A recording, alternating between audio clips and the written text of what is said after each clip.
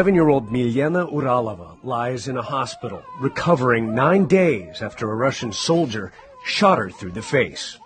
Horribly wounded, and yet quick to show off how she can count in English. 1, 2, 3, 4, 5, 6, 7. Я могу достать. She can't speak loudly, her mother Elena explains. She has a bullet wound to her jaw and the base of her tongue, she says. The bullet was lodged in her throat near her carotid artery. Milena does gymnastics.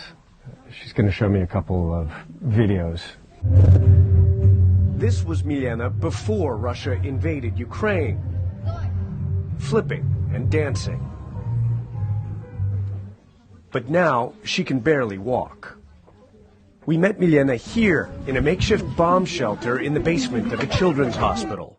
The nurses here say that 6 or 7 times a day and night, due to air raid sirens, they have to bring these newborns, who all have medical complications, in and out of this room for hours at a time for their safety. The windows protected by sandbags. On March 16th, Elena, her 2 daughters and mother-in-law fled from the Ukrainian port city of Mariuполe after enduring weeks of Russian bombardment, jumping into the back of a car with 2 strangers to escape.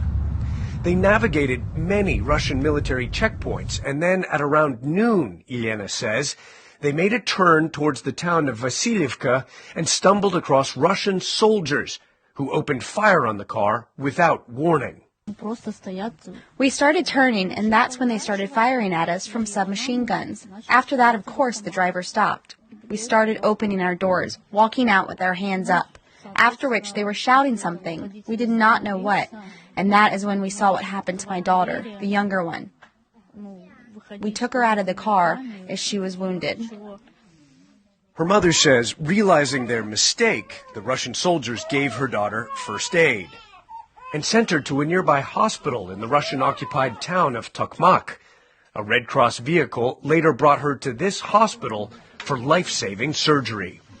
The hospital has treated 9 wounded children in the last 2 weeks. What injuries are you seeing now?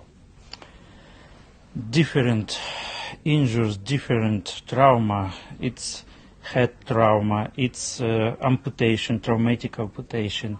It's bullets trauma. Dr. Ivan Anikin says Milena is now stable and will live, hopefully without long-term physical disabilities. But she has not so good psychological status. She worries, she cries, she afraid different sounds. Milena's mother has a message for the Russian soldiers who shot her daughter. Go back home. Why are they here? They are mercenaries who don't care about us. Don't care about the situation in this country or this war. They don't care who they are shooting at.